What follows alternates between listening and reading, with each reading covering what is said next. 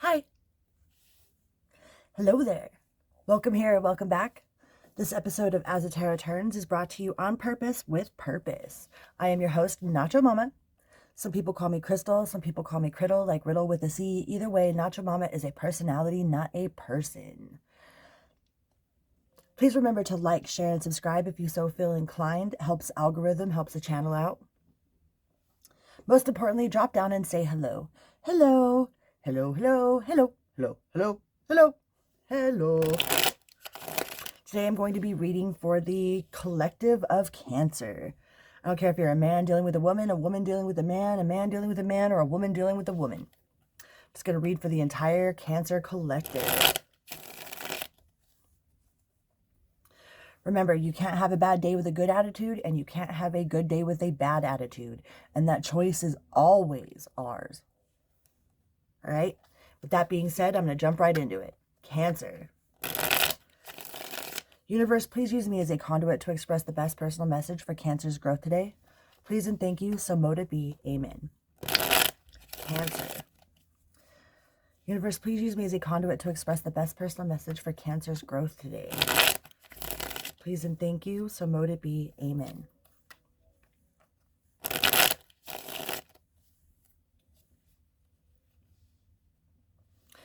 First card out is the King of Swords, with the Hierophant and the Hanged Man. So the truth is setting you on the path. You're on a path of truth, I believe, of seeing things from all kinds of different perspectives, right? I call it my perspective thesaurus. I like to get other people's perspectives. I like to see things from all angles, as many angles as I possibly can see. Some of you are dealing with a Taurus, but I really feel like you are after the truth. You are after whatever the truth is for you. You are following your own truth with the King of Swords.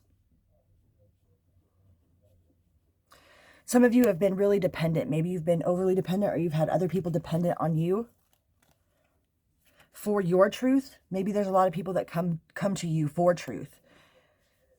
And in the midst of everybody coming to you for your truth, you've kind of lost your own path of finding the truth. Or maybe that's how you've been finding your truth, is by other people coming to you for your truth. You know? They say the best way to know if you know something is if you can teach it, right? So maybe on this path that you're on, you've went through a lot of trials and turmoil and trials, right? You've been really worried about stuff. Some of you really might be dealing with a Taurus. We got two Taurus cards on top of each other. You've been really up in your head. You've been really worried about if you're doing the right thing, if you're showing the right messages, if you're teaching the right people, if you're on the right path. There is no right path, wrong path. In this, I call it a choose your own adventure book. We're on this choose your own adventure timeline, you know, in the books of our lives. So which page are you turning to? In your choose your own adventure book, you get to choose if you're on the right path. But I feel like you have some people that are overly dependent on you. Maybe you have people that are constantly in need of your advice, you know, and then when you feel like you need advice, you don't have anybody to turn to. Have you ever tried asking, or are you just sitting there waiting? Are you waiting for it, or have you asked for help? Are you asking your spirit guides? You have the Lovers on the bottom of the deck. So some of you might be in some sort of twin flame connection that you feel is a twin flame. All right, guys, twin flames are not a romantic fairy tale, okay? A twin flame connection is not this romantic, dreamy, lovey-dovey fairy tale. I mean, it can be that way eventually, but there's a lot of spirit. This is a spiritual connection, okay? If you consider yourself to be in a twin flame relationship, twin flames are here to teach by going through it themselves, right? I call it divine partnerships or divine lab partner. Like some person's your divine lab partner.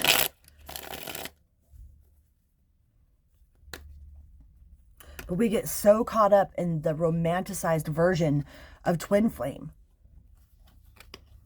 You know, twin flames are one of the hardest type of connections to deal with because you have to get through all of your shit in order to be able to teach it, right? But that's how we know if we've actually learned it or not, is by being able to teach it.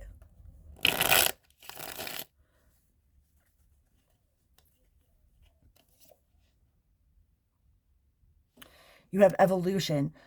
You have some sort of mind change, some sort of upgrade, download to your to your way of being, to your way of thinking, to your way of acting. You know, it's not just a surface level type transition. It is a deep inner transition. It is a deep inner knowing, a deep inner understanding.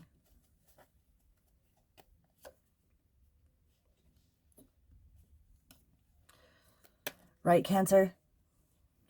Whatever this decision is, whatever this situation is that you've been dependent on, or that somebody's been dependent on you on, like, are you using the idea of a twin flame as a crutch?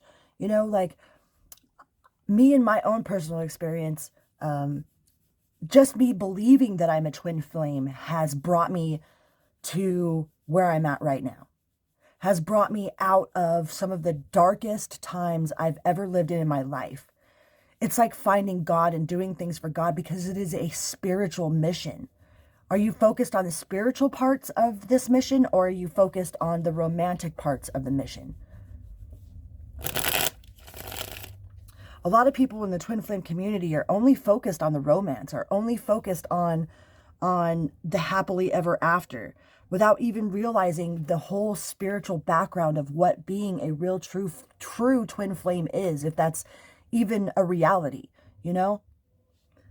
For me, I used it as a crutch to do better for myself, you know? Like, oh shit, I'm a twin flame. That means that I have to not be doing drugs. That means I have to clean up my act. That means I have to do what I say and how I say, because not only are we are rubber and glue, you know?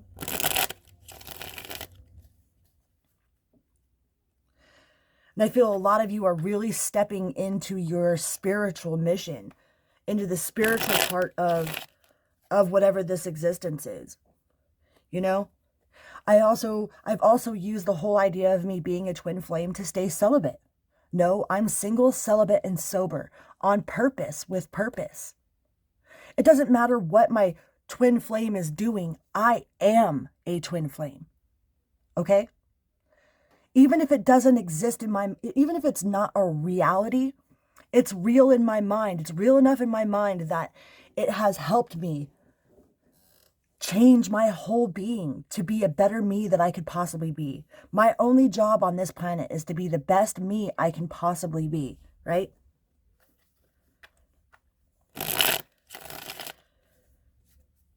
And it seems like it's so much more fun. Like, if it's not hurting anybody and it's actually helping you, you know, then what's the problem with being a twin flame? What's the problem with knowing that you're on fire? It becomes a problem when you are stuck in this over romanticized ideal of your twin flame, you know, of what of letting the person get away with being an adulterer, with letting this person, and being okay with being an adulterer, with letting a person treat you like shit because they are your twin flame. Like, no, no, no, no, no, no, no. A twin flame is a spiritual mission. It is a spiritual mission of self-love, of self-growth. It doesn't matter what your twin is doing. You are on fire, right? A lot of this is based off of lust. Some of us, that's that over romanticized idea of what a twin flame is, you know? Some of you could be dealing with a Scorpio.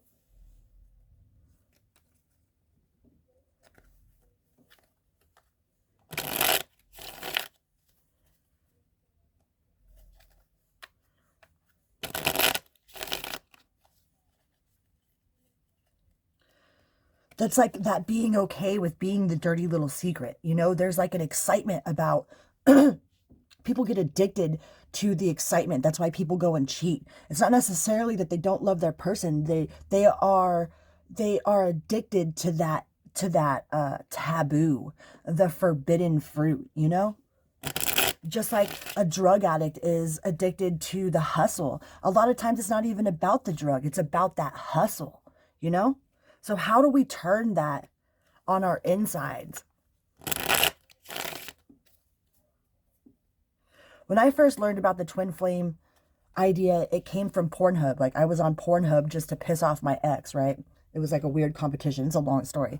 But the first time I ever came across it was off of Pornhub. And then I went in to do the research. And what I found was that if you become in union with your twin flame, that you will no longer have to reincarnate as a human, which totally struck a chord with me, because that's really throughout my whole life, that's all I wanted, was to be the best me that I could possibly be, so I didn't have to come back here. Somehow I knew that to thy own self be true, to live without regret, to do whatever's in your heart, to fulfill your own true destiny of self, is how you get to not come back here. And then I found out that there was some sort of weird divine partner, and I was like, oh fuck, he better be doing his homework. But it's not about him, it's about me. We get so caught up in what this other person is doing, or why they aren't talking to you, or, you know, if they're ever going to be with you, and fuck all that. I also was under the impression that being a twin flame means to learn unconditional love, to spread unconditional love throughout the ley lines of the planet, right? Because the idea of karma never made sense to me. I mean, how does a baby get raped to death, you know? So the idea of being a starseed, the idea of being a volunteer, you know, that we volunteered to take on the sins of the planet, almost like Jesus, almost like a sin eater. You know, that was our whole mission, is the only thing that's ever rang true to me. That's the only thing that's been like, oh, okay, I see why I'm here. It gave me more purpose. Even if it's total bullshit, it doesn't matter. Does it matter if it's total bullshit or not total bullshit? But I believed that that's the only thing that made sense. And it's so much like, to think about the options of either, oh, that's complete bullshit, or hey, that could be totally true. Man, it's so much cooler to be here on a fucking mission to experience those stuff, because you're a badass volunteer that chose to go through these things so that you can help other people, and you can eat the negative of the planet to help Mother Earth. Like, man, that is a way cooler mission than just being a victim, you know? Even if it's all a fairy tale, it serves a purpose, right?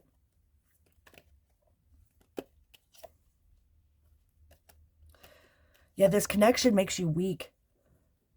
You feel weak and vulnerable. Something about this makes you feel weak. You got to take your power back, Cancer. Take the power back in your own ability to survive, to be a survivor, to go through. You're not a victim. You're a soldier. Soldier of the Most High. With the Queen of Swords, you had the Queen of Swords on the bottom, and the King of Swords on the bottom, and the Queen of Swords on top. That is the truth. The truth is if they wanted to talk to you, they would. The truth is if they wanted to be with you, they would. The truth is, if you're a twin flame, then be a twin flame, Cancer.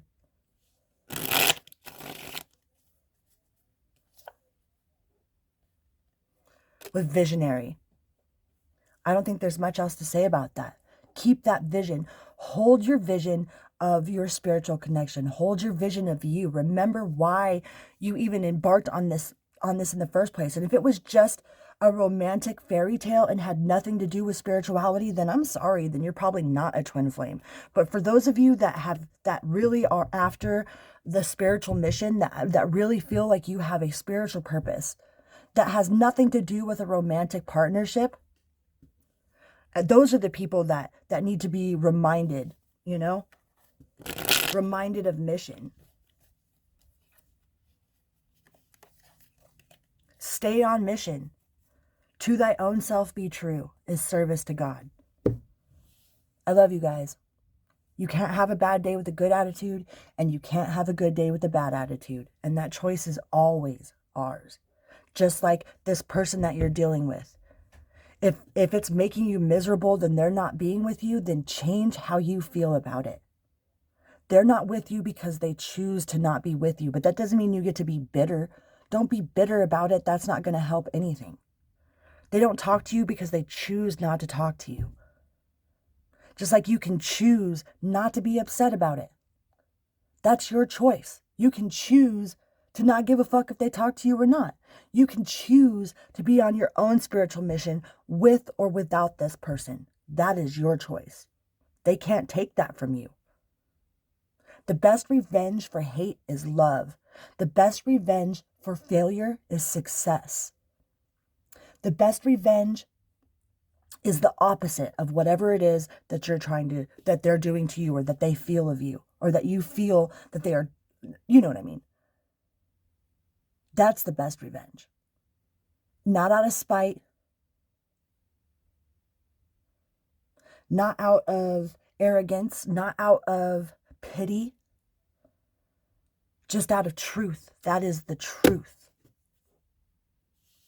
I love you guys. Vroom. Beep, beep.